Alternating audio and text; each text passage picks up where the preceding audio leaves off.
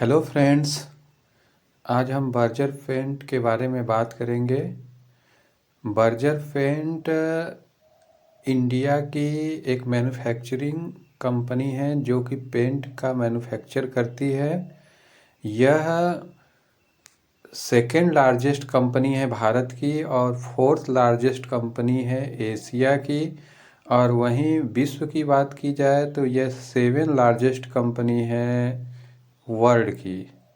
इसके market cap को देखें तो इसका मार्केट कैप 66,109 करोड़ रुपए का है। स्टॉक इस समय 64 के पीई पे ट्रेड कर रहा है। रिटर्न ऑफ कैपिटल एम्प्लॉयड 23.8% का है और रिटर्न ऑफ इक्विटी 20.4% का है।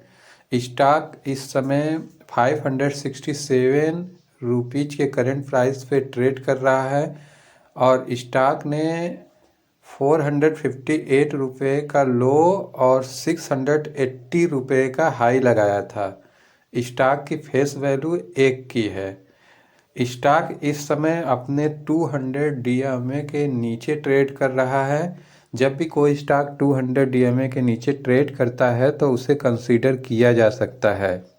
यदि इनके पीयर्स की बात की जाए तो इनके पीयर्स में नाम आते हैं एशियन पेंट का, बर्जर पेंट का, Kansai Nerolac, Akzo Nobel, Indigo paint, Shalimar paint, यमकान रसायन।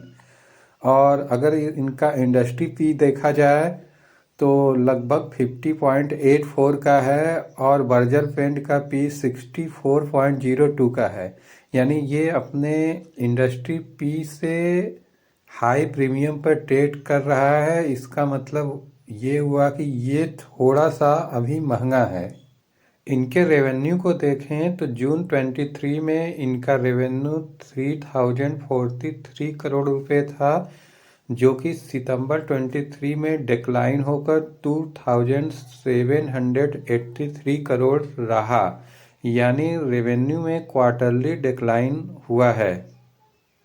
वहीं इनके प्रॉफिट को देखें तो जून 23 में 355 करोड़ रुपए का ये प्रॉफिट जनरेट किए थे, जो कि सितंबर 23 में 292 करोड़ रुपए का रहा। यानी रेवेन्यू के साथ साथ इनके प्रॉफिट में भी डिक्लाइन हुआ है, जो कि कंपनी के लिए नेगेटिव कंसीडर किया जाएगा। इनके नेटवर्थ को देखा जाए तो 2019 से लगातार इनका नेटवर्थ इंक्रीजिंग आर्डर में है। 2019 में ये 2447 करोड़ रुपए का था, जो कि 2023 में बढ़कर 4502 करोड़ रुपए का हो जाता है। यानी नेटवर्थ इंक्रीजिंग आर्डर में है, जो कि कंपनी के लिए पॉजिटिव कंसीडर किया जाएगा। इनका कंपाउंड सेल्स ग्रोथ 3 सालों में 18% का रहा, जबकि ट्रेलिंग 12 मंथ में ये 8% का रहा। कंपाउंड प्रॉफिट ग्रोथ की बात करें तो 3 सालों में 10% का रहा और ट्रेलिंग 12 मंथ में 9% का रहा। स्टॉक प्राइस CAGR की बात करें तो पिछले 3 सालों में ये -2% का रहा, जबकि 1 सालों में ये 21% का रहा। यानी ये पिछले 3 सालों में कोई रिटर्न नहीं दे पाया था, लेकिन पिछले 1 साल से इसने 21% का रिटर्न दिया है अपने स्टॉक प्राइस पे। और वहीं रिटर्न ऑफ इक्विटी की बात करें तो 3 सालों में 22% का रहा और पिछले साल लास्ट ईयर 20% का रहा। के डेप्टायर डेज की बात की जाए तो मार्च 22 में 44 का डेप्टायर डेज मार्च 23 में घटकर 43 हो चुका है, जो कि पॉजिटिव कंसीडर किया जाएगा। और वहीं इन्वेंट्री डेज की बात की जाए तो मार्च 22 में 178 करोड़ रुपए का इन्वेंट्री मार्च 23 में घटकर 142 डेज का हो चुका है।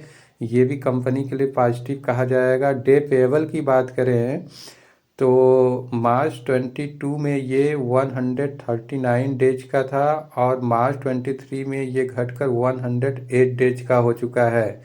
यानी डे पेएबल के पैरामीटर पे भी कंपनी पॉजिटिव है। वहीं कैश कन्वर्जन साइकिल की बात की जाए तो मार्च 22 में 83 डेज का था, जो कि मार्च 23 में घटकर 77 डेज का हो चुका है।